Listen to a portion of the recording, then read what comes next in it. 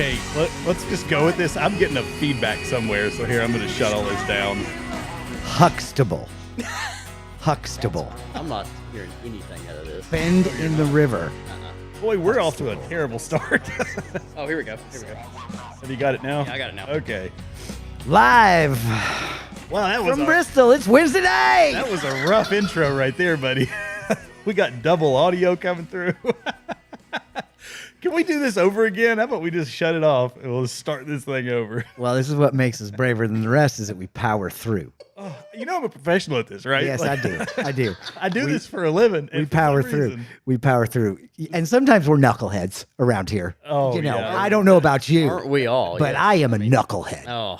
I say things, I was there. Did you ever made friends with a school shooter thing? Yes. Oh god. And I know he missed. I know he what misspoke, but that is He was asked about it today, and he didn't technically say, "Oh yeah, I did not mean to say that." I'm like, dude. I think he has. Because he's a knucklehead. Well, I mean, just face it, right? He's a knucklehead. I think he's nuts. He just forgot. He forgot that he didn't. I bet you. Here's where. Yeah, this is what happened. He met a school shooter in Tiananmen Square, There it is. and it changed his political career and his outcome. That's what happened, and he doesn't want to admit to it. Well, no. I'll tell you what his Tiananmen Square thing was. You want to go conspiracy theory early? Yeah. Oh, please, let's go diving deep. Yeah, Straight up we're. CCP I mean, operation. not as deep as is looking up the name Cliff Huxtable. Right. No, it's a CCP operation. Him going to China was a CCP operation. Paying to bring kids to China to try to pitch, the way of everybody's got health. It's getting them in early. Yeah.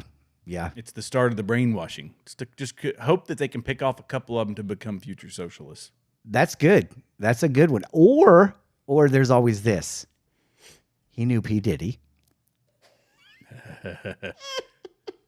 Come on. Even back then. Yeah, even back then. I mean, P. Diddy was 3. I'm pretty sure P. Diddy wasn't born.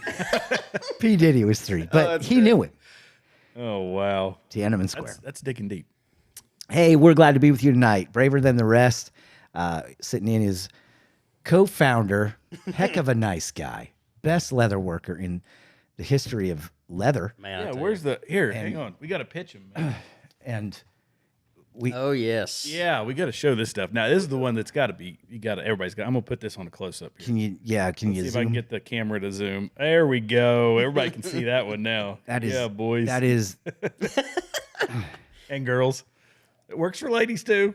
Ladies there you need go. coasters. ladies do need coasters.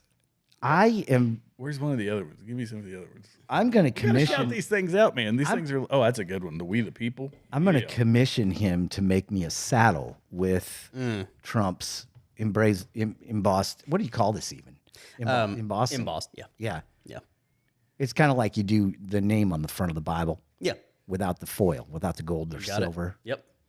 What if this was gold? The Trump Oh, that'd be something. Mugshot Now, was technically, I'll say this. Technically, if I had a heat press and got some gold foil, I could get you that. yes, we've talked about this before. I forgot about Let's that. get you that. I'm going to make a phone call. Fabulous. I know a guy. You know some people. I know. I know a guy. So what website does everybody go to?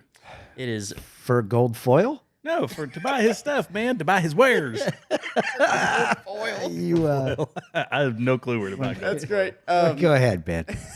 No, just bristolleatherco.com. BristolLeatherCo.com. Yep. Darn tootin'.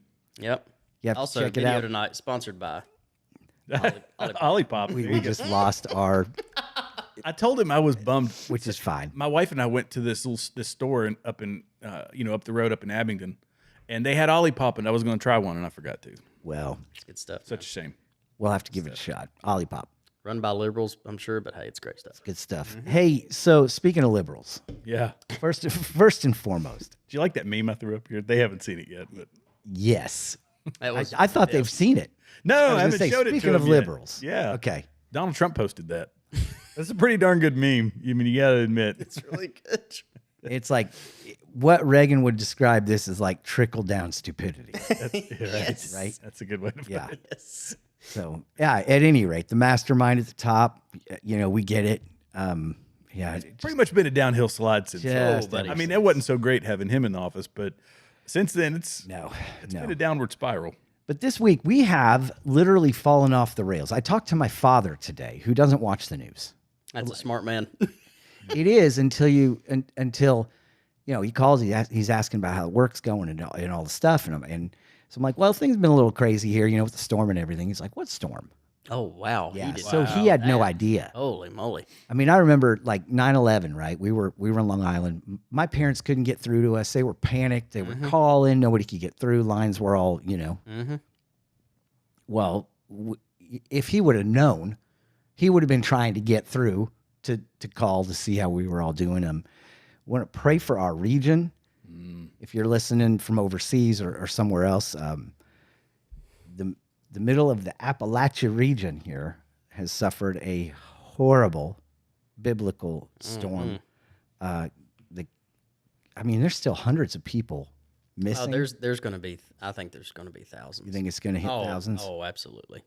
I mean, it's pretty bad. Flooding is widespread. Whole towns are Missing. gone. Yeah. Chimney Rock, North Carolina is gone. I forget what there've been several of them. And that, you know, that's the one that people don't think about that. They're thinking about the stuff that gets reported. You know, Asheville is obviously in a horrific situation, but the people say, oh, you know, we're praying for the people in Asheville. There's a lot of small towns. Oh, yeah. That aren't going to get the news coverage, that are going to be the last to get support. And those folks are going to be there. Ton of small towns with like out on the outskirts of the bigger ones that are no more. Yeah. I mean, it's an Irwin. I mean, of course, Irwin's one of the bigger ones of those, but yeah, Unicoi counties. Oh, God. I mean, it's we read through today the list of places to not drink water without boiling here right now, if you can get water. It's pretty extreme. So pray for this region, the people of this region. There are lots of ways to help.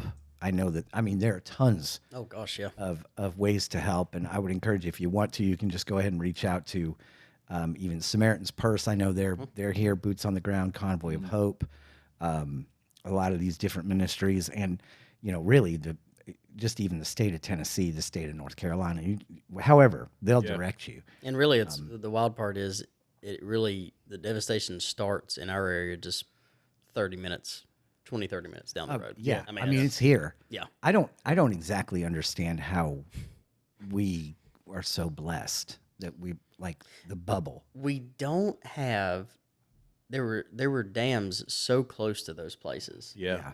I mean, we have them, but I don't think.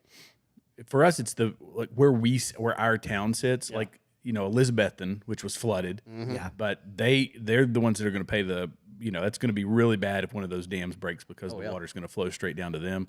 So we're kind of out of the way. We have a smaller one that's up here at Sugar Hollow. Yeah. And up at Sugar Hollow, if that one were to ever give way, it would flood the entire town. But for the most part, I don't exactly know how they mitigate that anymore. But yeah. Well, I know it's a series of, in Tennessee, what fascinated us when we moved here is we have lakes that aren't actually lakes. Right. Yep. They're just rivers that have been stopped up, right? This is a lake. South Holston, Douglas, all that. Yeah. So, and they're even in the shape of a river, just bigger.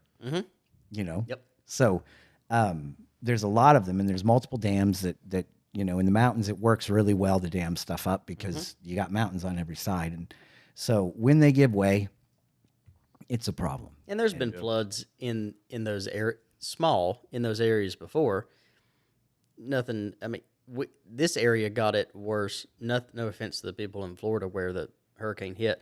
This area was much more devastated than where the darn thing hit. Yeah, that's what crazy. Strikes me. That's nuts. I mean, have you guys seen the videos and heard the stories about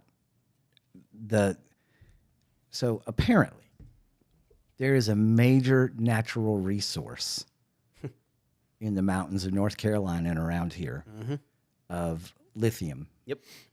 I have that video. You have that video. Yep. I don't care how bad you messed up the intro. You just won a gold star. You are the glue that. All right, let me make sure I got the volume on. Last time I was listening to this, the volume wasn't on. Okay. Flooding in North Carolina does not sit well with me. I think something's going on. So I decided to do some digging. So the first thing I find out is North Carolina has the richest deposits of lithium in the entire world. Yeah, lithium for like cars, batteries, all that. Then I find out they have the world's highest purity quartz deposits. And that quartz just so happens to be the world's supply for AI chips, microchips, and all kinds of stuff. We're talking a $530 billion industry. So this is where it gets interesting. So a company by the name of Piedmont Lithium is awaiting a state mining permit for a site in northern Gaston County. And Gaston County is completely flooded right now. The project was awaiting zoning approval because they were getting backlash from the residents and also city officials. And this lithium mine they want would be the third largest producer of lithium in the world. And they made a deal with Tesla already. Now remember the quartz? So in Spruce Pine, North Carolina, right next to Ashland, they are wanting to expand their mines even larger. And the residents aren't having it either. Enter the floods. People, these are mountain towns. It rarely, if not ever, floods in the mountains. I would know, I grew up in the mountains in Colorado, which means none of these people have flood insurance. I mean, the media is saying biblical devastation in North Carolina. This flooding. Okay. So I did a little digging on this too. I hate to say it, but he is spot on with everything that he brought up, which kind of makes you go, that's odd. That's really a coincidence. But there's a lot of coincidences lately, right? A lot. I mean, it's almost... I mean, a lot of conspiracies going around. Well, but enough conspiracies start to happen. That's exactly and next thing you know, it's like, well, Yep. I mean, I can. I had a video that I was gonna. Where did it go? Well, keep talking. Sorry. So I just wonder. You know, I've also seen, and I know a lot of you are on Instagram and probably have the same algorithms we do. But have you seen the radio frequencies that have gone off during the hurricane, which looks like it steered the hurricane? No, I did not see No, I have not seen that There's one. video footage of that. I'll see if I can grab it real quick. Where you just sit back and go, is it? Okay, first of all, here's the question. $1 million question. Can they control the weather? Everybody wants to know this. Everybody's dying to know this. Mm-hmm. We know about cloud seeding and aluminum. Mm-hmm. We know about, the fact that there's not traces of aluminum on mountaintops. There's like a very unhealthy balance. So we know that something is in the atmosphere, falling around, floating everywhere. Aluminum somehow floating around. That was actually the video I was looking for, and so it was. There's dozens of them out there of people reporting on Bill Gates and all of his weather experimentation. Like, this is a huge part of his expenditures into research. Okay, is going into weather manipulation, and one of his biggest plans is, if you are able to spread this essentially this reflective particulate up in the atmosphere, that it will bounce sunlight up and start to cool the earth.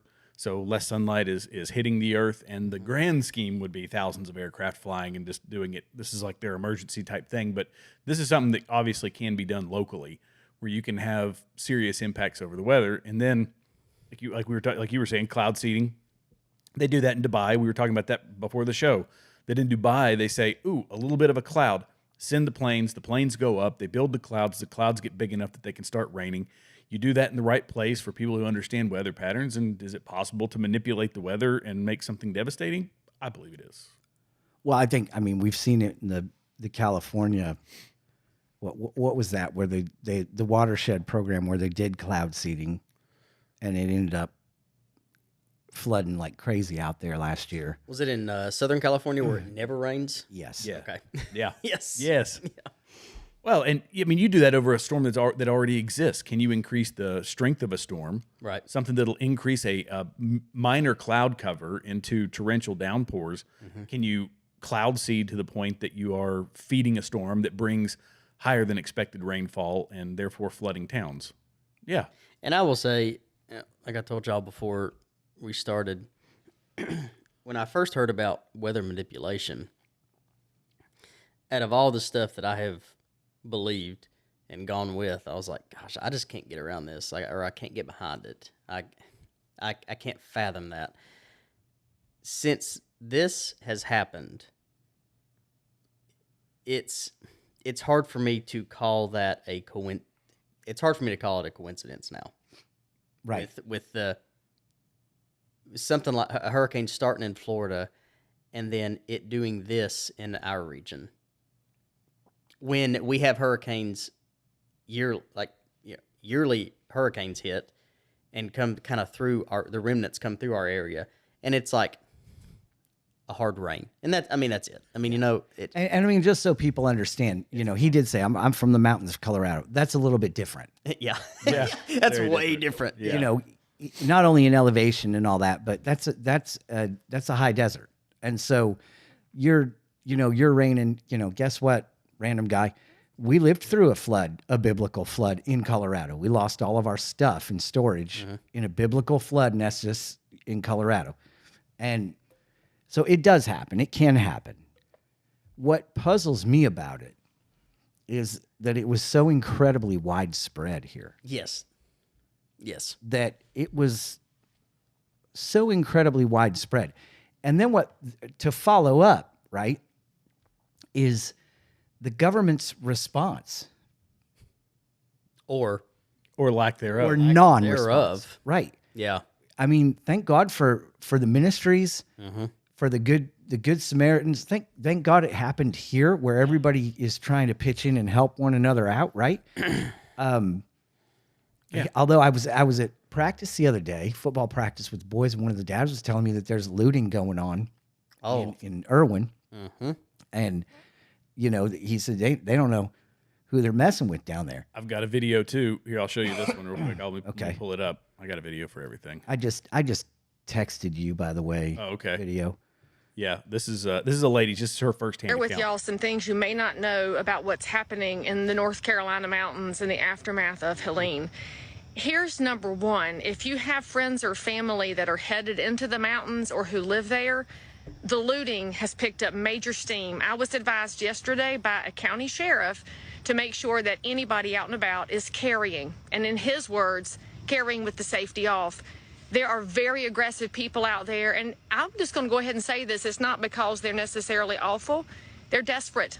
Desperate people do desperate things, y'all. And why are they desperate? Because there's no water in some of these communities. We have neighbors in North Carolina with no water. And all I can say is this: the government ain't coming to save you. Not now, not ever, because they don't care about you, the people, anymore. It is the citizens who are going to have to step it up. Now, I got to tell y'all, I was floored yesterday by how my community, which is a little over an hour away from the affected areas, showed up at donation sites with water and diapers and formula and some liquid IV. I mean, y'all brought all kind of things, bleach, vinegar. You are ready to help, and we're going to take more donations today, and we're so grateful for everything because I'm going to get it into the hands of actual volunteers. And I was asking people, like, why are you bringing it to me? Some of y'all don't even know me. And they said, well, we don't trust the relief organizations anymore. Y'all, we have lost our organizations to grifters. We have lost. I want to share with y'all some things you may not. Yeah. Exactly. And the federal government, when people, we have this odd reliance on the federal government. We've lost our individuality. We've lost our self-sustaining, what used to make us one of the stronger nations. We were self-sustaining people. We were independent people. And now we've got this reliance on the federal government. And they're giving, here's you $750. Have a nice day. We got better things to do in sending money over to Ukraine. And we got $750 to each victim. If you are, oh gosh, it just infuriates. With no flood insurance. If no you flood insurance. are still voting in November for this, I don't know what to tell you. I have no idea. Well, here's the real thing. I'm glad you said that because yes, this shows a lot, right? This is awful. And it was the same story with Hawaii. Yep, exact same. I mean, we forgot about that already because it's because P. Diddy. Oh, yeah. Yeah. But so it was the same thing. We're going to go ahead and give these people who lost everything, what did they give them, 900, 1,000? Yeah. Something? 700 7 in Hawaii. Yeah. in Hawaii. $700 each. Yep. I mean, so what? They can buy Jordans? Like, thanks. Yeah. They're not here to help. And FEMA is not even here as a federal emergency management organization anymore. They're here about equity and equality. You got it. And there's been, this won't take long, but there's been people that have been interviewed in these areas that said FEMA was here 2 days ago, and they aren't here. They're not there. No, They're not there. at all. The first loads of water, they knew this was coming. The first loads of water didn't get there until about 72 hours after the flooding had started. So there was long lapses where there was nothing being done. FEMA is a trash organization. I've back in the 20s. I don't know if y'all know this or not. Back in the 1920s, they actually had a lot of natural disasters happened all at once, and one of them was somewhere in the Midwest. It was during the Coolidge presidency, and they were actually having debates about whether the federal government should even be involved in natural disasters. This is when they were really pinching pennies, and it was kind of became this debate that they were having. And I'm glad that we have settled on, the federal government giving over some resources to help people, because they obviously have many more. You could have the 10th Mountain, the 82nd, the 101st. You could have, pick any unit that's anywhere around this area, and those soldiers will hop to. They can be there with Chinooks, Blackhawks, what OH-58s. They'll get whatever they need to get in there with vehicles, water buffaloes, ROPU water purification systems. Like, you could mobilize a significant force on very short notice to get there and help out the people. They didn't do that. That's not even a thing. Their response is $750, and we'll get to it when we can get to it. We got bigger fish to fry. Kamala Harris was out doing photo shoots. Oh. Joe Biden was at the beach. Yep. Not even, he said, when asked about it, by the way, he said, "Well, I took a 2-hour phone call." Oh, thanks. You got 1,000 people missing in Buncombe County, and it took a 2-hour phone call. Meanwhile, I saw this yesterday, which, I don't try to make this political, but there are clearly, there are politics that are being put into this. There's a guy that I know on Facebook that actually took this post down. My thing is, if you're going to post something, what do you just leave it up for? He took it down after hundreds of comments from this. He said, "What's Trump done? Where's he gone? What's he given? Has he done anything?" I didn't comment because I would have just gone for days on this, and it wasn't worth it. But Trump set up a GoFundMe. Trump went down to Georgia. Trump set up a GoFundMe that now has over $2 million. I think it's at 3.5. $3.5 million. And also, he's not our president right now. Well, there it is. So why are you saying, well, where's he at? It's like, dude, where's our leaders at? Well, he got Elon. He's the one who rallied Elon Musk, and they're getting Starlink down there, and he's cutting off the payment requirements so that everybody can communicate, because they still don't have cell coverage and any of that stuff. Yeah, it's the private citizens. I think it's a shame on them for not being prepared. Shame on them for giving it such little. It seems. I'm sure that there's behind the scenes. I'm not going to disparage all the people in FEMA, but I'm sure that there's people who want to do more, and they're fighting the bureaucracy of the government.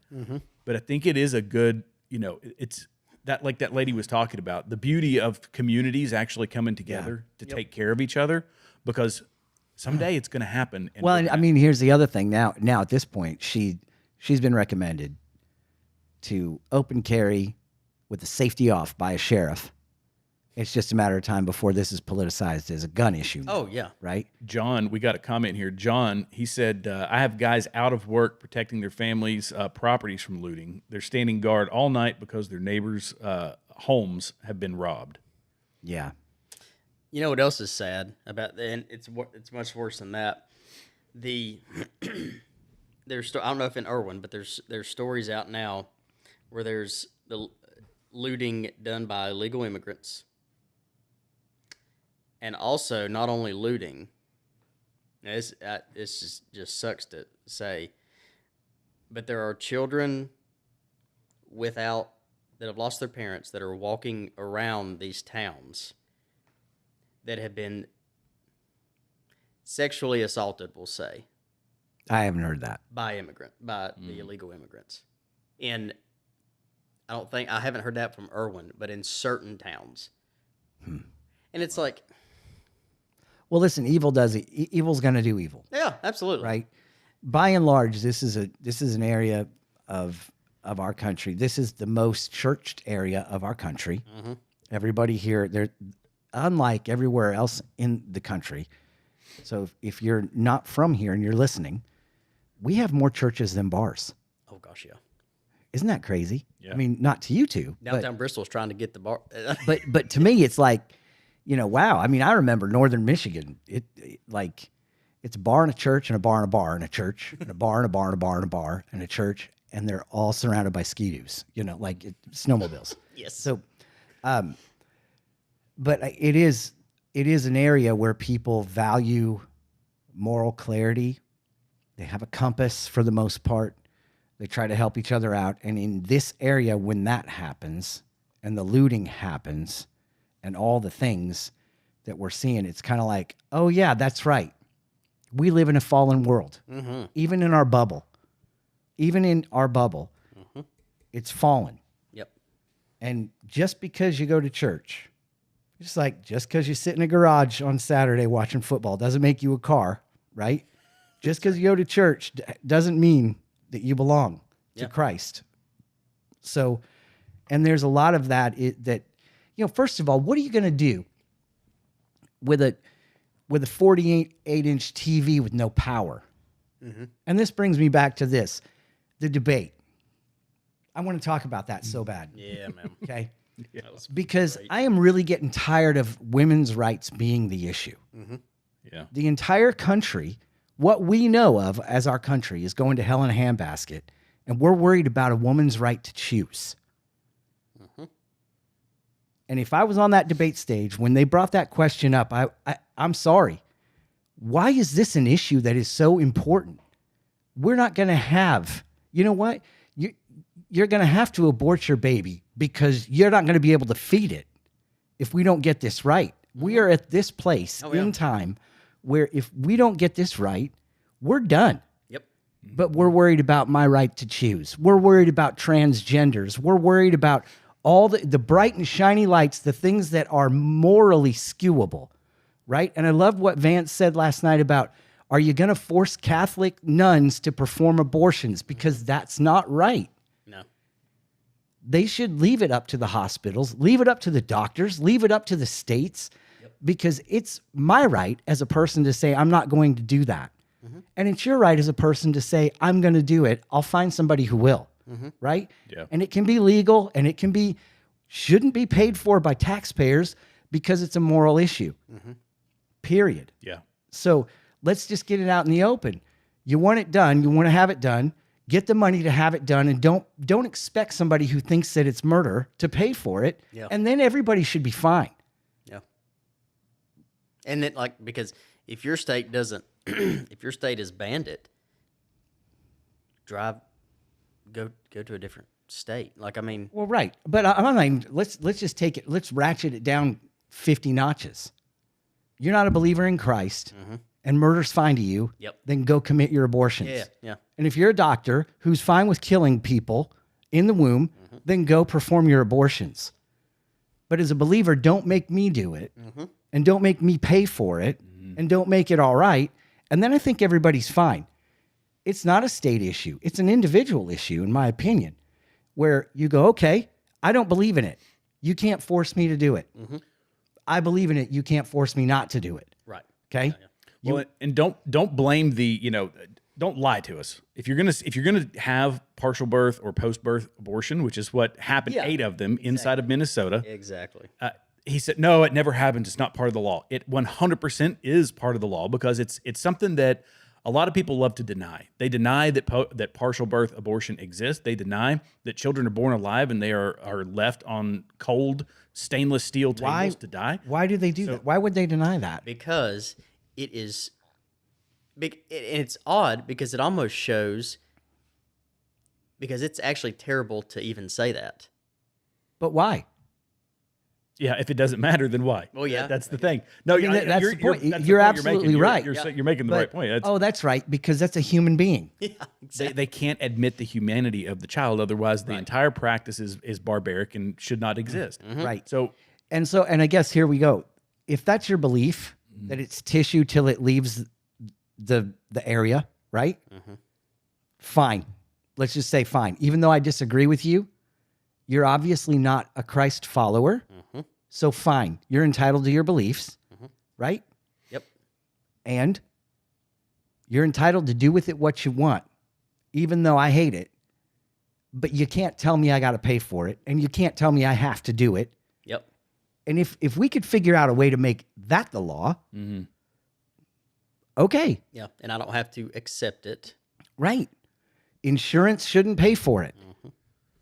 they did the right thing. I mean, I'm for a complete federal ban on it. I don't think it should exist at all. And the fact that it has moved back down to the states, I think, is a good thing, because these things are going to get fought in the It's states. a better thing. It's a by better far. thing. Yeah. It's not a good thing. None of it is a good thing, but it's better that it's moved to the states.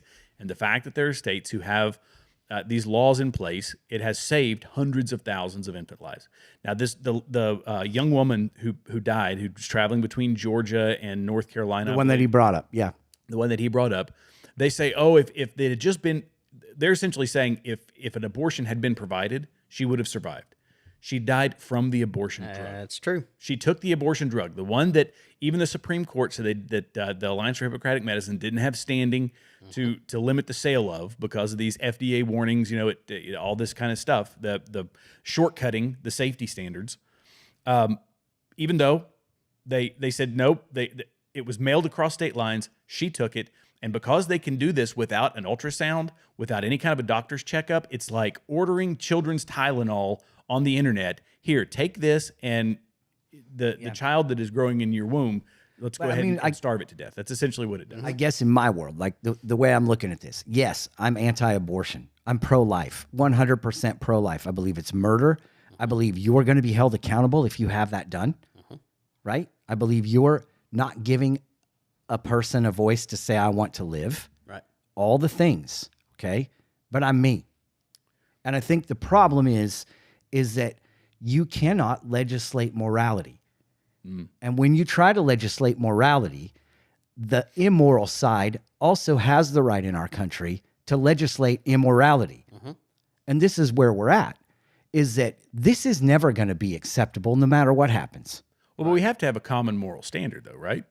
You know what I'm saying? Like that's the argument. I see where you're coming from, because this is the philosophical argument that I have in my own head, right? Because I believe in a constitutional representative republic, and it's states' rights. I believe very strongly in states' rights. Yes. But where do you draw the line? Because we do draw the line if I walk up to somebody and I shiv them.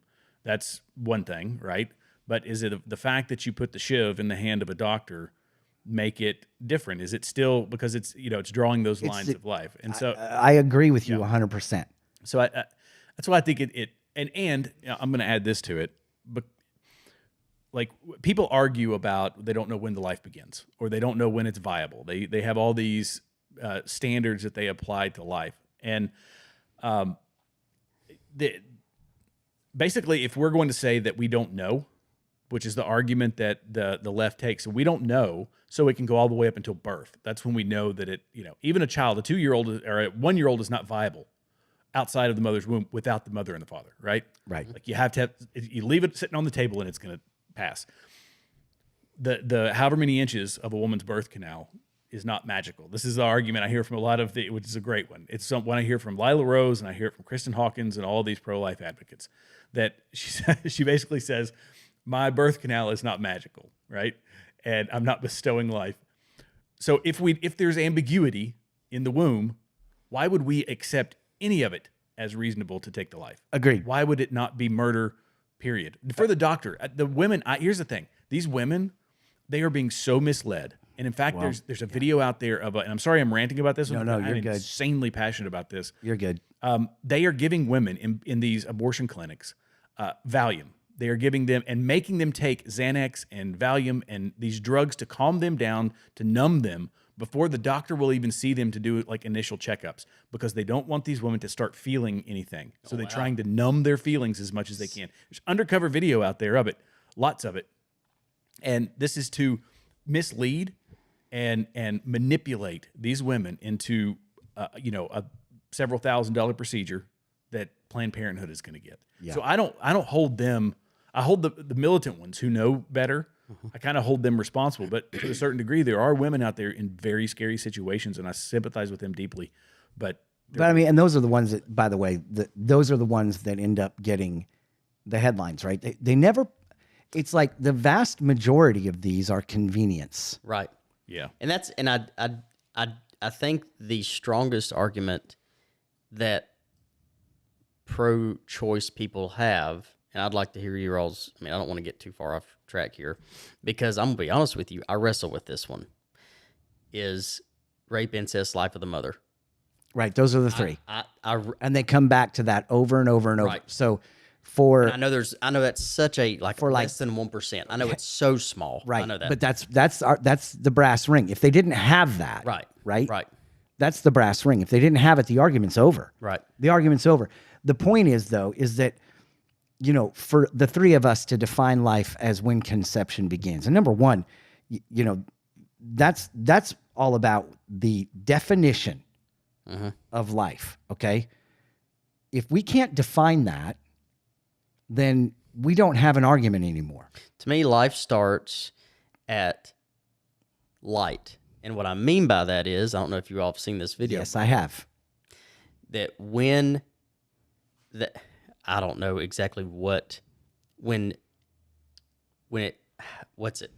I know exactly what you're talking about. In fact, what's it? It's weird.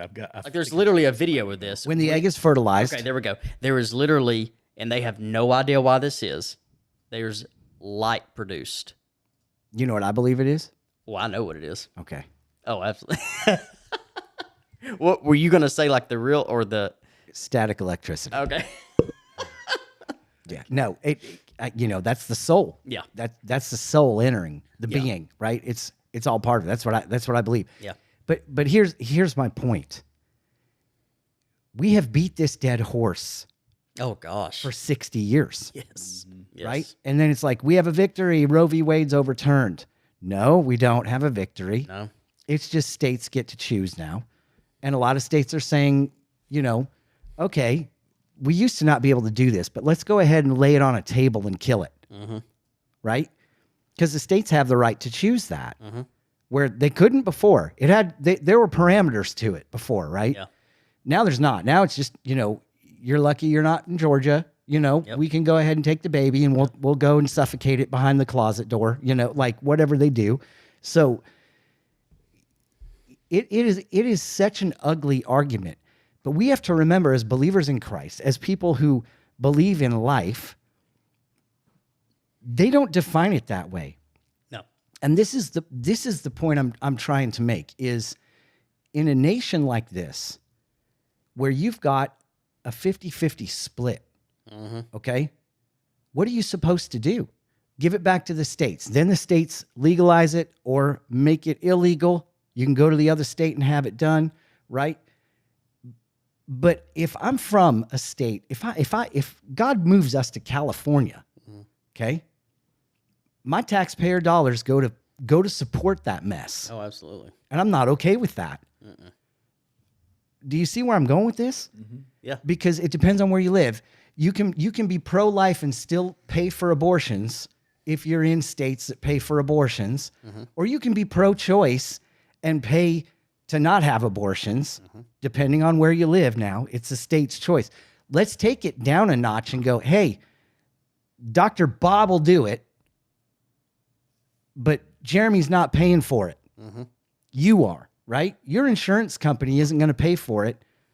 You are. Yep. Or your insurance company will cover it, but don't increase my rates because we're not going to be able to ever solve it. And it's always going to be an issue. Oh, yeah. And here's the point. It's an issue that affects half the country that are women, right? Yep. And half of them, so literally 25% of the country that wants it, 25% of the country that doesn't want it. And this is going to exclude the people that actually help make it happen, the men. We don't even have a voice. Yeah. It's a woman's right to choose, even though it takes a man to create it. You know, that's a messed up cultural thing, which is why I'm glad JD Vance, when he was addressing this, was talking about he wasn't saying that he was anti-abortion. He turned it to say that I'm pro-family, and that's his message was that we got to make this country easier for people to have families, to provide a home for families, to take care of their kids, Absolutely. daycare. And so I thought it was an awesome pivot that he made. Yeah.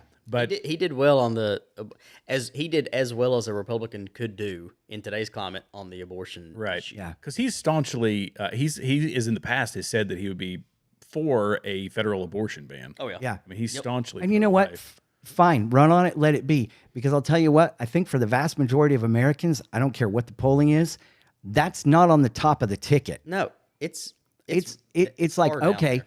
it's real far. You've got how many Americans that are going to vote that can't even have children anymore? Yeah. Right? Doesn't matter to me. Yeah. I'm all cowboy-y. Like there's no, there ain't nothing happening here. Yeah. They tried to do the this is part of the scare tactic, right? This is because it's a divisive issue. They make it a woman's issue. And again, I will say that in JD Vance, why I like the messaging that he was using is that we have to bring men around to where they start having the feminism has cut men out completely. Oh, totally. From that decision. Totally. Yeah. So if a woman decides that she's not going to have the child and she's going to have an abortion, the man has to be okay with that. If she decides that she does want to keep the child and he's going to pay for it and for the next 18 years, then he is going to be mandated by the courts to do that. He does not have a chance to opt out or opt in. She does. She has the 100% control Bingo. over it, and that is a It's a flaw. double standard. a It's double not standard right. and a flaw in the system. And you know what? There needs to be more and more vocal men, men who man up and go, you know what? I'm going to sue you for killing my baby. You start having lawsuits against these women who go out and have abortions from one night stands, etc. You're going to see a different climate in this because what's right is right. Yeah. You don't produce that on your own. Yeah, it's your body, your choice. It's also my body and my choice. Well, you just donated. You know, you're just the donor. Well, hey, you can call it what it is. It's part of me. That's Takes just two like to a tango. that's just such like a flippant like. Oh yeah, yeah. Golly. Yep. So what do we got here? Fact so checking the this is- vice presidential debate. Yeah, and so part of this abortion debate, Tim Walz, remember he said the Project 2025 pregnancy registry? No, Gosh, but like, why didn't Vance say something about? Here you go again. That's not us. I mean, Just let it roll. Yeah. But even CNN, this is funny, was like, no. That Governor Walz said about the Conservative Heritage Foundation think tank's initiative known as Project 2025. Their Project 2025 is going to have a registry of pregnancies. It's going to make it more difficult, if not impossible, to get contraception and limit access, if not eliminate access to infertility treatments. what do This those two claim, treatments which have to Governor do? Walz has made before, is false. Project 2025's 900-page policy document is online. You can read it. I've read it. Nothing in it proposes to make anyone register their pregnancy with the government. What Project 2025 does propose is that the federal government takes steps to make sure it is getting from every state detailed after the fact anonymous data on abortion and miscarriage. The federal government already gets this data from almost every state on a voluntary basis. Project 2025 wants to make it mandatory for all states, but there's no pregnancy registration involved in this data collection today. Project 2025 doesn't propose to change that. And in fact, Tim Walz's own state of Minnesota already posts detailed after the fact anonymous abortion and miscarriage data online on the state health department website. There is no pregnancy registration in Minnesota, of course. And I should also note that while the governor referred to their Project 2025, it is not an initiative of the Trump-Vance campaign itself. But they just keep saying it. Well, I'm because like, if we hear they're not it, go- if we hear it enough, it's that's true. and they're not going to fact check them. So Y'all remember who said that? Joseph Goebbels. Yeah, that's right. Oh yeah, right. Yeah. Yeah, that's right. The Nazis, man. So I know we'll get away from the lie long abortion. enough. Let's get away from the abortion issue. But Yeah, yeah. I know I'm going to be crucified a little bit from people because I'm not saying we need to make it illegal, right? As much as my heart wants to make it illegal, there's also this reality. Half the country, and we live in a place where now in Minnesota, they're having calls to prayer every, facing east, like, really, oh yeah, yeah. You can hear the imams sing or whistle or whatever they do.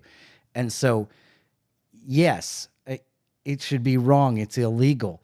But you have freedom in this country to make choices and to do things. And as much as we hate it, as much as I'm not okay with it, I also realize that no matter how un-okay I am with it, to legislate it means it doesn't mean it's going to stop it, right? It doesn't mean that they're going to, because it used to be illegal and they did it anyway, right? Somehow they'll go to like Mexico and have it done. right, And just, somehow we've got to wrap our mind around a way to make this difficult, and that's the main point. Well, I think So the next step should be safe, legal, and rare. Back to where we were 20 years ago. Safe, legal, and rare is great. Another way to do that is to make it come out of your pocket. Yeah. Then it's safe, legal, and rare. Right. So stop paying for it. Because the ultimate moral objection, my moral objection to it, aside from it being murder, is that it is. I don't even think I could say that. We're probably getting kicked. We're off. We're off. Ben's here. We've already been off. We have a sponsor tonight. We already said something about SA, and I was like, oh, that's why everybody says SA, because if you say the words out loud, they're algorithm. Sexual assault. Yeah. Oh, Lord. Anyway, it doesn't matter. The point I was going to make is, two evils, or an evil doesn't undo an evil, right? Yeah. So taking the life of an infant, because even if it is in those very rare and very horrible situations, from whether it's SA, grape, as people, I guess, is what they call it. Oh, yes, yes. That's the key word. But that or incest or any of those things, it's still like that. You're not undoing an evil by committing another evil. And correct. There was a story, I've actually got a clip somewhere, and it was a kid. I say he was a kid. He was in his 20s, early 20s, talking about how he was a product of that, and that his mom decided, no, I can't do this.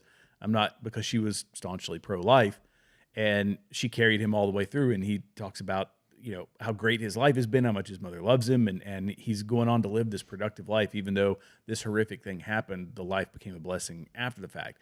We see the evil act, and we want to, erase all memory of it. But the mother, and if you hear accounts of this from others who have abortions, they carry that with them for their entire life, and so there's emotional damage done to them. Absolutely. Anyway, and I think and to that point, in those instances, yes, that cost should be absorbed, but in the morning after, it shouldn't. I think it's like, okay, you're going to pay for it. You want it to stop, hit their wallet, just like anything else. But it still gives them the right to choose. And then everybody wins. Yep. You have the right to choose. Go pay for it. Go have it done. Listen, you got to get braces. You got to have it paid. You got to pay for it, right? Go get it done. You have the right to choose. Or you don't have to have braces. So in my mind, I go, we're not slowing it down because the states that voted yes are having them and increasing, right? So yeah, it was good. It's good to give it back to the states, but really let's just make it an individual right and stop paying for it. Yeah. If you do that, then all of a sudden it becomes well, I can't afford $700. I can't afford $1,200. So I guess, I'll have the kid and give it up for adoption. Great, because there's tons of families that want children that can't get them. Yep. And make that system easier. Yep. Right? Yep. Hello. Gosh, I should be I need to be a candidate. Can we be on your campaign team? You guys totally could. We would rock it. We would get up there. You're going to have coasters made of you is what you're going to do. And they will look a lot like Trump's by the time it's all said and done. Okay, what do you got here? What's this? This video? was another key moment. So this is when, if folks don't know, they were trying to fact check. JD Vance. This is what my favorite moment of the debate. Yes, Yeah, this was fantastic. So I had to glad play you this did with this. everybody. For our viewers, Springfield, Ohio does have a large number of Haitian migrants who have legal status. temporary protected Well, status. Margaret, Nora? but Thank you. Senator, we have so much to get to. Margaret, Thank you, I think it's Nora. important We're because gonna turn out of the debate- economy. Thank Margaret, you. The rules were that The you guys economy, weren't going to we're- fact check, and since you're fact checking me, I think it's important to say what's actually going on. So there's an application called the CBP One app, where you can go on as an illegal migrant, apply for asylum or apply for parole, and be granted legal status at the wave of a Kamala Harris open border wand. That is not a person coming in, applying for a green card and waiting for 10 years. That Thank is you, the Senator. facilitation of illegal immigration, Margaret, by Thank our you, own Senator, for leadership. describing the legal process. We have so much to get to, Senator. Those We have laws so have been on much. the books since 1990. Thank you, gentlemen. The we CBP want to One have. app has not been on the books. Yeah, and no microphone. We're just Gentlemen, going to you- shut you off. The audience can't hear you because your mics are cut. Oh, and We actually still could hear him. that grin really gets me mad. Yes. You know, they can't hear you because the mic's been And when cut. she was like, "Thank you for describing the oh shoot, The app, the process. the process." Yeah. And I'm like, I mean, so do y'all think that do you think this moved the needle for Trump? I'm gonna be honest with you. I told y'all last night. I know that, all these news channels will say that the vice president debates don't matter. They don't ever move the needle. They might not have in the past, but I think they might for that. Now it won't be like huge or anything. Yeah. But I think they might. I mean, there was a lot of people watching. Gosh, Yeah, I think more this than- might do it. Yeah, more than expected for sure. Did you see the actual ratings? Like, does anybody know? No, seen the I ratings. looked it up right I was now. watching NBC online. Yeah. And they had 500,000 streaming, Okay. streaming their coverage. But I thought it's like he adds a bit of civility to it. Here, I'm going to tell you something. This is an interesting take. Now, hold on, y'all might think- before we get too far into this, Yeah.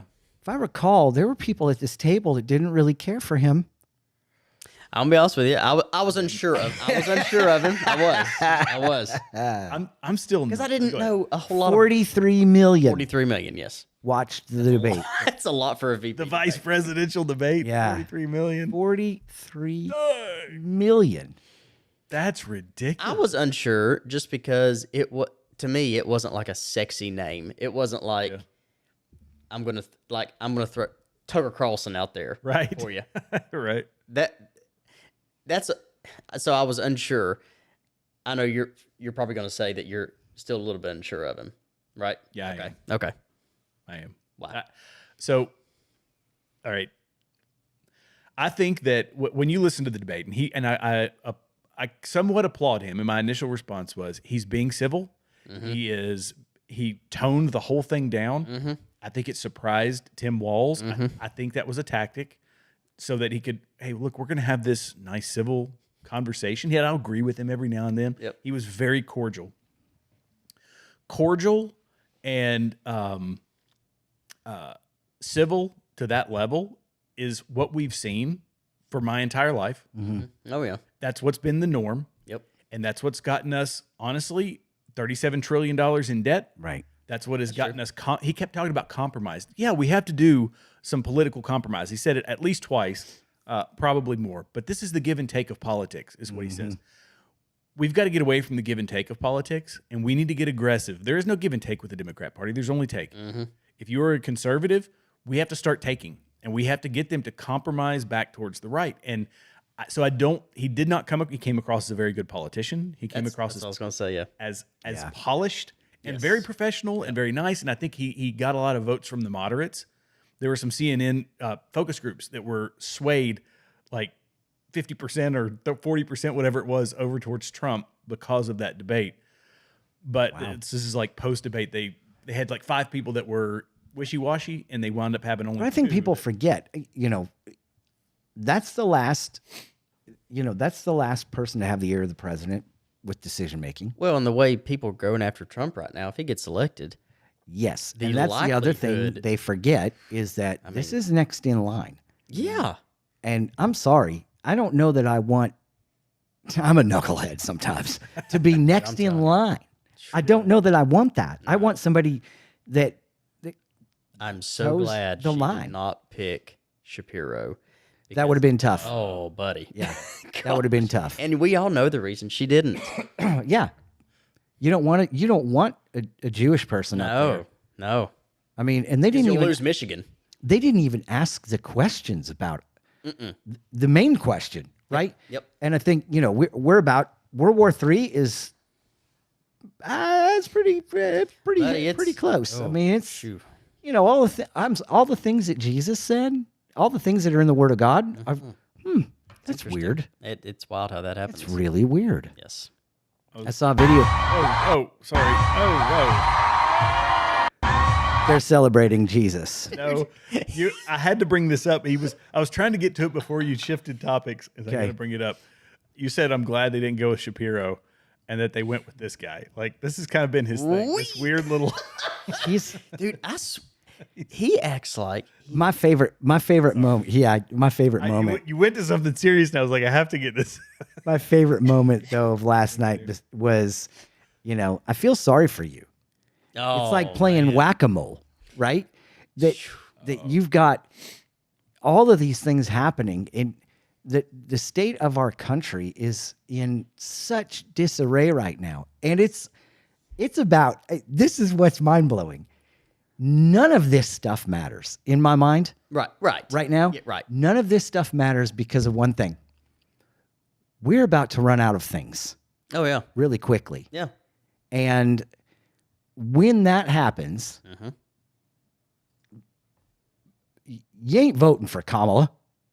I don't care who you are. When you're like, it's not going to be the COVID I ran out of toilet paper. No. It's going to be, where's the meat? Where's, most of our meat comes from China. Most of our, all of the imports that we're accustomed to. It's all about to come to a screeching halt. Because of this guy right here. Because of this guy right here and his cronies. It looks like a mob boss. He's got like a $20,000 gold chain on his neck. Yes. Look at that sucker. Yeah. I'll tell you what. I don't say this stuff very often, but I would love to be in an alley with this guy. Oh, dude. I would tear him up. Yeah. He'd be eating those glasses, $40,000 glasses. Listen to this. Listen to this. Oh, this man just reeks of arrogance. Oh, yeah, dude. Right. When my men hit the streets, from Maine to Texas, every single port will lock down. You know what's going to happen? I'll tell you. First week, be all over the news every night, boom, boom. Second week, guys who sell cars can't sell cars because the cars ain't coming in off the ships. They get laid off. Third week, malls start closing down. They can't get the goods from China. They can't sell clothes. They can't do this. Everything in the United States comes on a ship. They go out of business. Construction workers get laid off because the materials aren't coming in. The steel's not coming in. The lumber's not coming in. They lose their job. Everybody's hating the longshoremen now because now they realize how important our jobs are. Now I have the...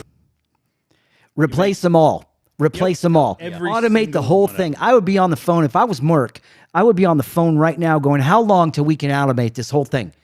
I want these guys out. Yep. And you know what? I'd fire them all even if I wasn't and replace them with people. How hard is it to drive a fork truck? And if you're a longshoreman, I'm going to tell you something. Your job isn't that dangerous. Your job isn't as hard as you make it out to be. These guys are making 6 figures minimum. Every one of them. They were offered by their companies 50% raise over 6 years. Yes. And they're making over $100,000 a piece. Give me a break. You know what a logger makes? $60,000. Most dangerous job in the world. Roofers. Most dangerous job in the world. They don't make $150,000 a year. I'd automate the whole thing, and this guy would be strung out. He makes $880. Oh yeah, of course he does. That's how he. That's why he has the body he has and hair loss. It's wild to me.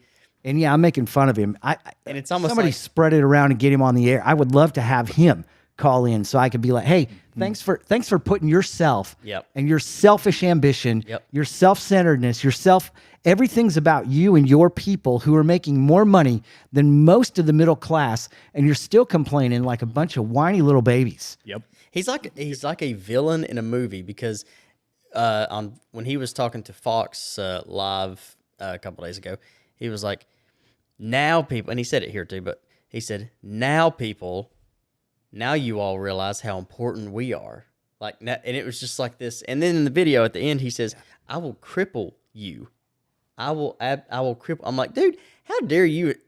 Imagine saying you're going to do that to your fellow citizens. Exactly right. He's not saying it. He's not saying it to to Sean Hannity or whoever's in it. He's saying it to you out there. Right. He's saying it to you. He's saying it. You're the one who's going to pay. He's saying it to his own.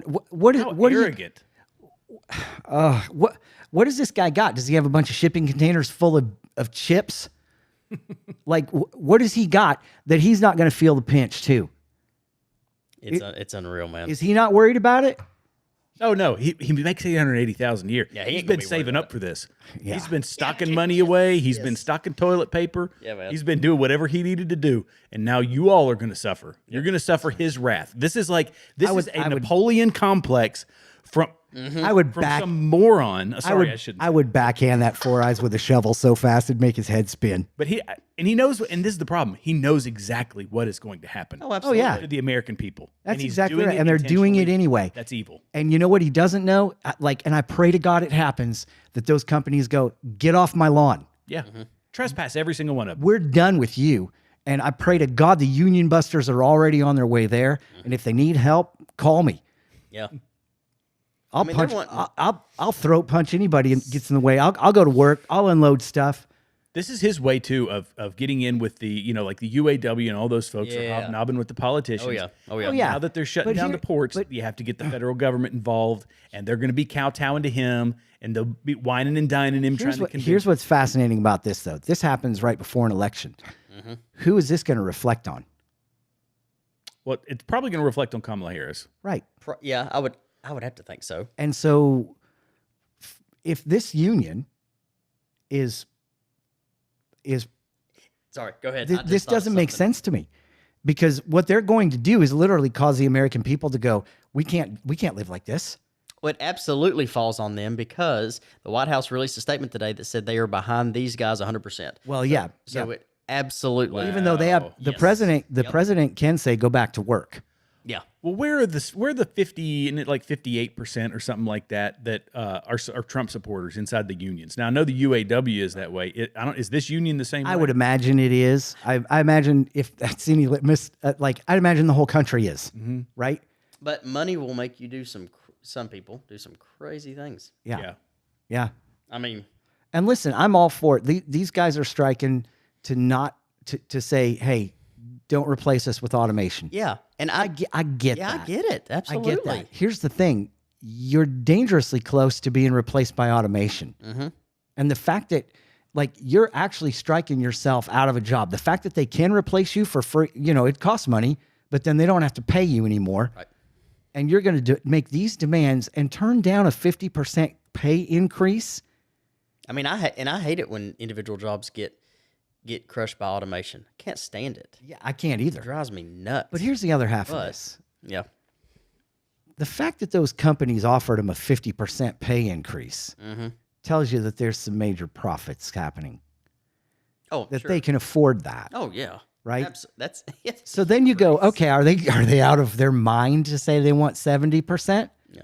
I mean, if they're offering 50, this is why this is a relic. Unions are a relic of the past. There was a time when the robber before we had labor laws and all that. Absolutely agree. The robber barons, they served a purpose, and they leveraged big companies. Now these guys are nothing but they're political operatives, they're opportunists, and they're now holding the American people hostage for more money for themselves when they are getting they're getting a very fair wage. I'll tell you, ridiculously fair wage. Because you can't get worked like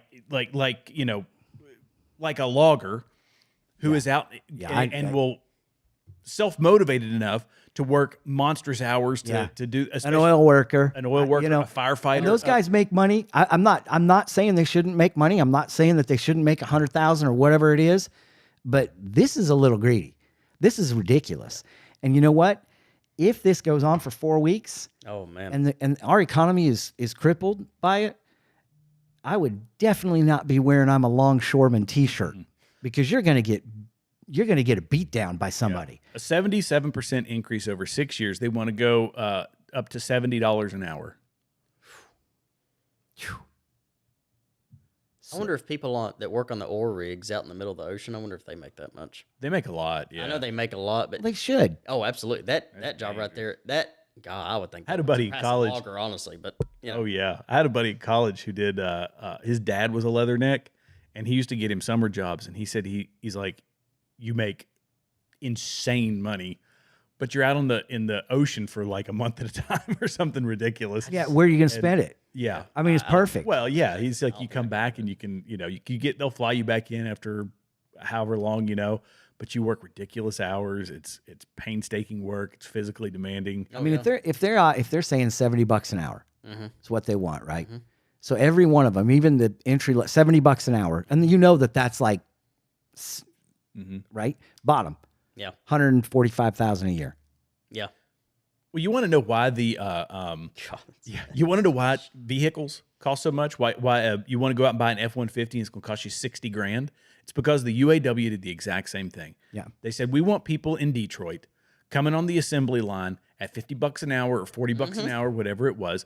And who absorbs the cost? We absorb the cost of that. That's right. You want shipping to go up? Follow this knucklehead. His advice, and of course, your cost of goods are going to go up. He's like, I want mine. It's kind of funny because you go, okay, we're going to demand this much money, and then the vehicles cost this much more. It literally is you're staying the same. Yeah.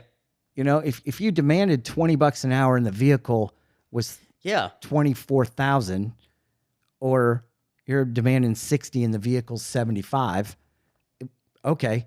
I mean, everything goes up. It's all the price of it's stuff all a is not balance, right? The price of stuff is not, like, to your point. If the people in Detroit are making this much, the price isn't going to stay the same. Yeah, that's how businesses go out of business, because it's like we don't have now enough money to pay the wage that these people are making. And it's why they send them to Mexico. Yeah, they have them parts made in other countries, because it's just unions have made it too bloody expensive to produce in America. My wife, when she was selling products, the stuff that was made here in America was 2 or 3 times more expensive. Oh, absolutely. Than anything that was made overseas. And she tried her hardest to buy, but the average American, because our cost or our ability, our purchase power has gone down over the years. It's like, it's almost impossible because people can't afford the American-made stuff. Right. And thank you, unions. If anybody wants to know why, that's a huge chunk of it. It's a relic of the past, and they need to be gone. So I hope they. And I'm going to say one more thing, because this is another thing that it has ground my gears. Yeah. Grinded isn't a word. Ground my gears. Is that people built companies that there's a massive amount of risk that goes into these companies, and they grow them into these massive organizations, and there's incentive structures you could start. I know people who have started at the rock bottom of businesses and worked their way up towards the top into executive positions and made a lot more money. There's a structure to do that. If you want to stay at the lowest level, that's on you. That doesn't mean that you get to suck more out of that company that was built by somebody where they took the risk. There's still people who are, they're risking the equipment and the debt to expand the company and all these things. That's on them. And they get a higher reward for that. You want to go drive a forklift and make $70 an hour, you need to go find another job, because we're not going to pay you that. Yep. Yeah, and it's just, I think, I hate to really say it this way, but no, I don't. You're out. You're out. I'm sorry. Replace you all. You start dangling the carrot for people who have licenses, CDLs, operate fork trucks, do all that stuff. If you just put that out and say, listen, we're hiring for starting at $100,000 a year. Oh, yeah. Right? Every one of those guys is making $100,000 now, right? So you say, we're going to go ahead and just, let's take it down to $75,000 a year to drive. Guess what? You're replaced. Oh, yeah. Because there isn't a person out there that wouldn't be like, oh, that's all I have to do, or whatever it is. I'm not saying that this job is easy. Right. There's danger involved, right? We all get that, but what's reality here? I mean, are you leaving in the morning not being able to tell your wife where you're going because you're undercover? You know what I mean? Yeah. You're not living that life. I'm sorry. And those guys that live that life, That's $200,000. You know, like you're not James Bond, right? Or somebody who went to college for a massive amount of time. Like if you're a physician or something, you deserve a lot of money because you don't have a doctorate in driving a fork truck. I'm sorry. Yeah, you don't. I don't know I don't know who offers that. You know. Okay, finally, it is now 10:10. So we're going to go just a few more minutes because there's something we definitely need to talk about. We've done all politics. We've done all this stuff, right? We are in the last. We are at the cliff, the precipice of the last days, without a doubt. And I did want to talk to you and bring you into this discussion just for a minute because you made a comment to me a couple weeks ago about kind of as a believer, right? You know things, but then there comes a point in your life where you really know them. If that makes sense. So you want to, I don't know how to expound on it any better than that. Yeah. But it's almost like the Holy Spirit at times will reveal to you things that you go, I already know that, but now I actually know that. Yeah. Yeah. So, and I'm assuming we're talking about my revelation with okay. So when the presidential debate happened, whenever it did, weeks ago, the whole day, man, I was like, in days leading up to it, it was like your favorite team. I mean, we described it was like, I am so excited for this. I'm so excited to watch Tennessee, Georgia. Man, he's going to tear it up. Absolutely tear it up. And honestly, I don't have a great political knowledge of actually how somebody does in a debate. It sounded great to me how he did. Honestly, I thought, because what I like to listen to is the commentary afterwards. Those are actually people post game that know things. Yeah. Mm-hmm. And honestly, I was shocked when I had Fox on, and they were saying that this was not his best night. And I was like, what the heck? And I was like, okay, maybe that's just one person. And they all said it. And then Harold Ford Jr., I don't know if y'all know who he is. He was some official in the state of Tennessee. He's a Democrat. I do like him though. Harold Ford Jr. Harold Ford Jr. Yeah. I'll say this. He's a reasonable Democrat. I'll just say that. So, he was like, yeah, I'm getting texts from my Republican friends that are saying, please stop this. Like, they need to just stop this debate because it was so bad. And I was like, I was like, man, I put all my energy in this. And now, because I was waiting on, he killed it. He did great. And it was, well, I know what it was, but I was sitting there and I went from way up here to crash. And I was like, man, because my expectations were not met.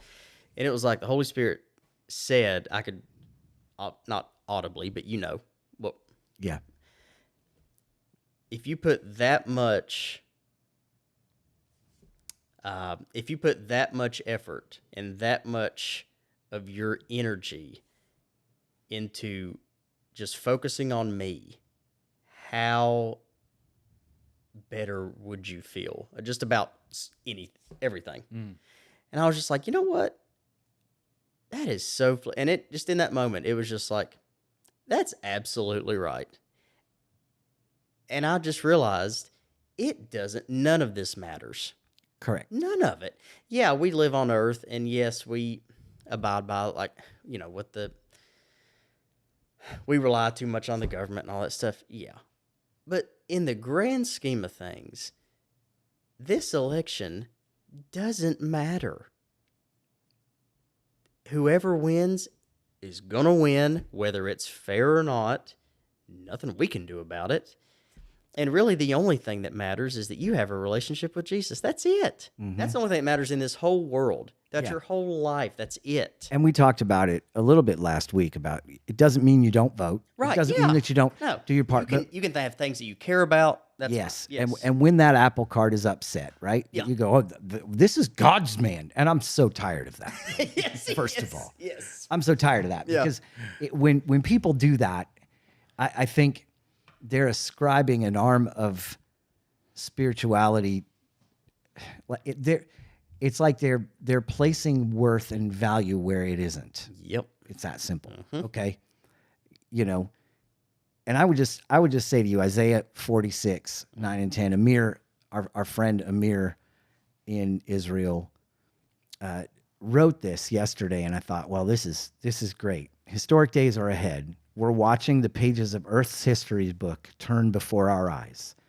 Remember, the God of Israel is in full control. I think that's really important. He's in Israel. They just got hammered by Iran. No casualties. Right. That's weird. I haven't seen That's one. weird. Yep. Right? Yep. I mean, come on. Yeah. Isaiah 46, 9 and 10. Remember the former things of old. For I am God, and there is no other. I am God, and there is none like me, declaring the end from the beginning, and from ancient times things that are not yet done, saying, my counsel shall stand, and I will do all my pleasure. I'm going to do what I want to do. I'm going to do what I want to do. Now, it doesn't mean that we can't get on our knees and persuade God. Yep. Right? If my people who are called by my name would humble themselves and seek my face, right? Turn from their wicked ways, I'll hear from heaven and I'll change my mind. That's it. Yep. Okay? It doesn't mean that we don't have an impact on swaying him, and because he looks down on us just like a father looked down on his kids, right? But in the end, he's the orchestrator. He knows the end from the beginning. And it does give you an incredible amount of comfort knowing that the closer you get to him, the less this stuff matters. I mean, there's no other way to put it. It's that simple. Yeah. The closer you get to Jesus, the more you go, because number one, he's coming soon. Yep. I can't say it enough. He's coming soon. And I mean soon. If Iran and Israel do the dance that they're going to do, right? It's not if, it's when. Yep, right. Yep. If Russia comes to the aid of Iran, which they're gonna, absolutely, right? If we go to the aid of Israel, which we're probably gonna, well, we're here. Yep. We're here. Yep. And so I don't know what to tell people who, first of all, have no idea that this is going on, other than get your head out of the sand. Stop worrying about trans rights and abortion, right? The end is near. Yep. Keep the main thing. And that is love your neighbor as yourself.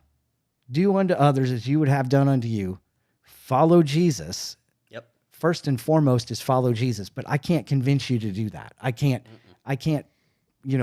that's your decision. That's your freedom. Yeah. God gave you a free will. You didn't have to, but he did. You can choose that. But here's what you're not going to be able to choose. When the end happens, every knee will bow, every tongue is going to confess. So for now, you can choose to not follow Christ, but one day you're going to look at him and you're going to bow and you're going to confess that Jesus is the Lord. He's coming again to rescue his people, and I believe that's going to happen real soon. I mean, you got to put you got your eggs, you got all your eggs in a basket. 2 baskets to choose. That's Jesus or the world. That's exactly right. You can't do both. And I'm sorry to say this, if your eggs are in the Jesus basket, you cannot vote pro-choice. Right. If you do that, your eggs are not in the Jesus basket. No matter how we've come to a point now where no matter how you try to justify it. Right. No matter how you try to wrap your mind around it, you cannot profess Christ like these politicians do. When he quoted scripture, I was like, boy, that's rich. That's real rich. That is I threw up in my mouth a little bit. Yeah.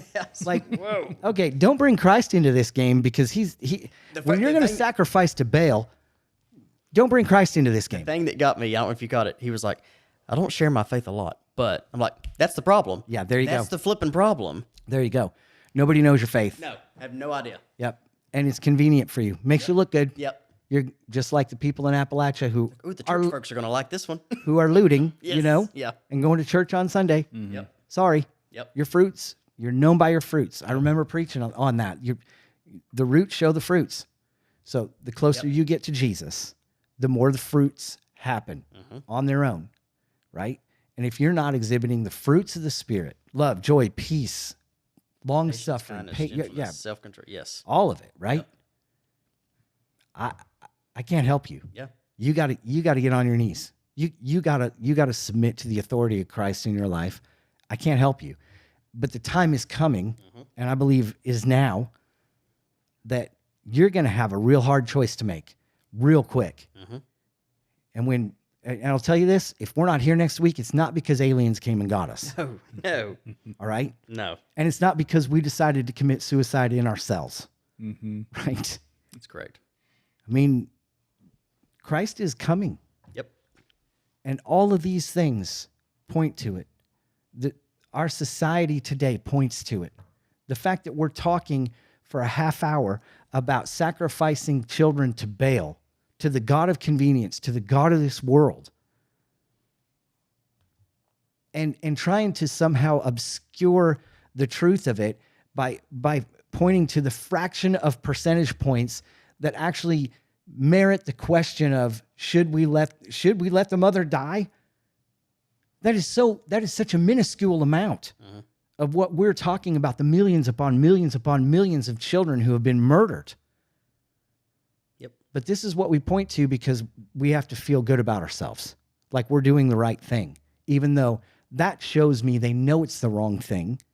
In your heart, you know it's the wrong thing. But I'm going to go ahead and make that my justification for it. It's evil. Yep.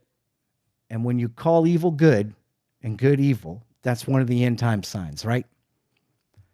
So I am glad that you had that moment of it's clarity, and you it's like now I'll watch the news some now, and I'll keep up with stuff, but it's like I just don't get as like revved up about politics as I did. I just don't. I mean, I just have a different outlook on it now. I mean, because if your focus is on Christ, you realize that this stuff, and we've talked about it. The three of us have talked about it. Yeah. Man, it's dark out here. Oh gosh, yeah. It's dark in this land of looking at the state of the world and the nefarious players and the evil that's happening around us and pointing it out and calling it out, telling the truth. It's really hard when this is your course of study. And I'll tell you what, the only thing that takes you away from this is reading the Psalms, praying. Like there's that counterbalance of like, God, you've got this. You've got to move on behalf of Israel. You've got to move on behalf of my family, you know. And I want to close with this because this is how strongly I feel about all this.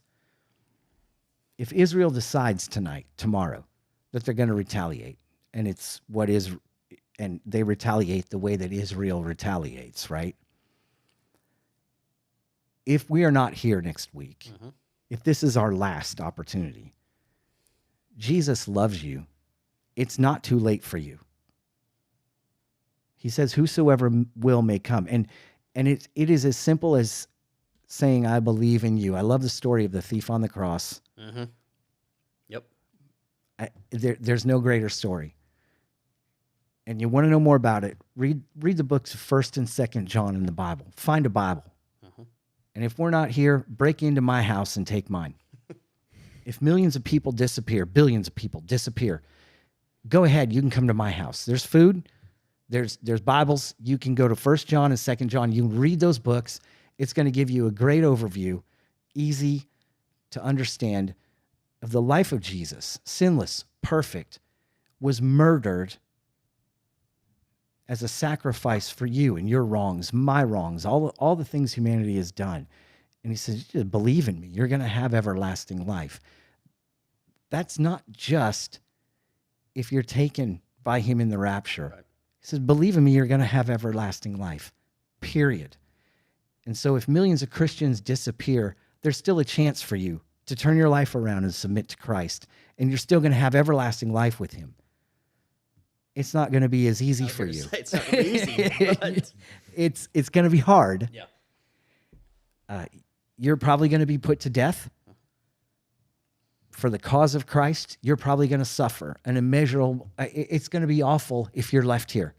It really is. But it's not too late. So Wow. That It was deep. Yeah, it was like intense. Yeah, it's like a well. It just kept going. Sometimes like diarrhea of the mouth. You know, you just you got to just keep going. You got to keep going. It's on your heart and soul, man. You just got to get it out.